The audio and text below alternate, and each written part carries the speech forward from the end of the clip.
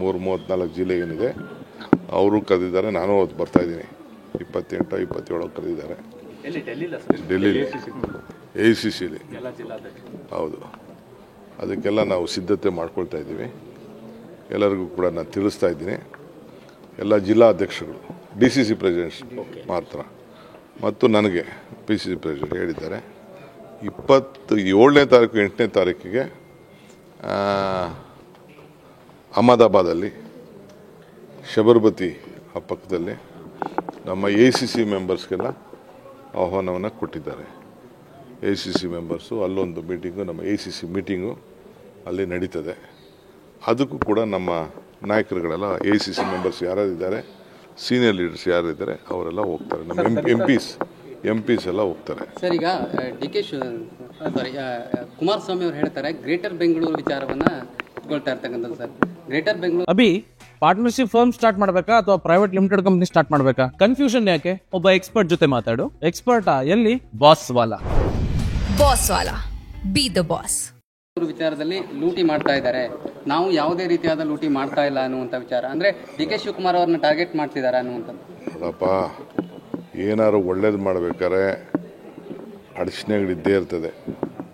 ಒಳ್ಳೆ ಕೆಲಸ ಮಾಡ್ಬೇಕಾದ್ರೆ ಅಡಚಣೆಗಳು, ಕಲ್ಲು ಎಸೆಯೋರು, ಮಾತಾಡೋರು ಇರ್ತಾರೆ.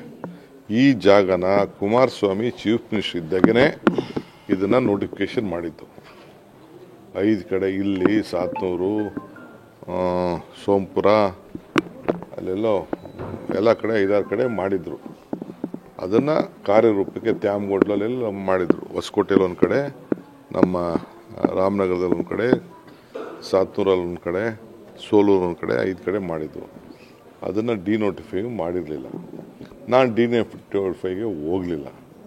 ನಾನು ಅದಕ್ಕೆ ಕಾರ್ಯರೂಪಕ್ಕೆ ತರಬೇಕು ಅಂತೇಳಿ ಅದನ್ನು ಒಂದು ಹೊಸ ಮಾದರಿ, ಒಂದು ಇಂಟರ್ನ್ಯಾಷನಲ್ ಕಾನ್ಸೆಪ್ಟಲ್ಲಿ ಒಂದು ಹೊಸ ಪ್ಲ್ಯಾಂಡ್ ಸಿಟಿ ಮಾಡಬೇಕು ಅಂತೇಳಿ ನಾನು ಈ ಯೋಜನೆಗಳನ್ನು ಕ್ಯಾಬಿನೆಟ್ ತೆಗೆದುಕೊಂಡೋಗಿ ಅಪ್ರೂವ್ ಮಾಡಿದ್ದೇವೆ.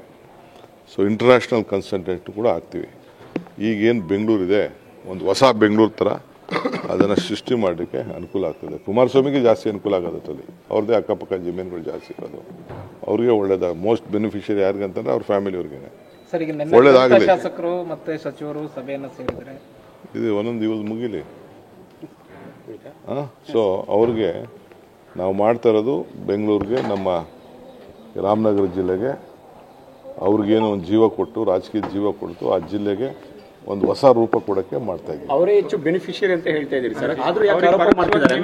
ಇಲ್ಲಿ ಅದು ರಾಜಕೀಯವಾಗಿ ಅವ್ರಿಗೆ ಹೇಳ್ಬೇಕು. ನನ್ನ ಬೈಲಿಲ್ಲ, ಇನ್ಯಾರು ಬೈತಾರ ಅವರು? ಪರೋಕ್ಷವಾಗಿ ನೀವೇ ಹೆಲ್ಪ್ ಮಾಡ್ತಿದ್ದೀರಾ ಅಂತ ನೀವೇ ಹೇಳ್ದಂಗೆ ಅವರಿಗೆ ಜಾಸ್ತಿ ಫಲಾನುಭವಿ. ಈಗ ನಾವು ಪಕ್ಕದಲ್ಲಿ, ಅವ್ರ ಜಮೀನು ಪಕ್ಕದಲ್ಲಿದೆ ಅಂತಂದ್ಬಿಟ್ಟು ನಾವು ದ್ವೇಷದ ರಾಜಕಾರಣ ಮಾಡೋಕ್ಕಾಗ್ತದ?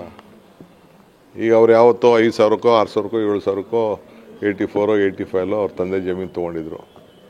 ಅವರ ಅತ್ತೆ ಜೊತೆ ಅವರ ನಾದಿನಿ ಹೆಸ್ರಿಗೋ ಅವ್ರ ಹೆಸ್ರಿಗೋ ತೊಗೊಂಡಿದ್ರು. ಅದಾದಮೇಲೆ ಅದು ಇವ್ರಿಗೆ ಗಿಫ್ಟ್ ಬಂತು. ಇವತ್ತೆಲ್ಲ 7 ಕೋಟಿ 8 ಕೋಟಿ 10 ಕೋಟಿ ಹೋಗ್ತದೆ. ಇದೆಲ್ಲ ಆದ ತಕ್ಷಣ 10 ಕೋಟಿ ಆಗೋಯ್ತದೆ. ಡಬಲ್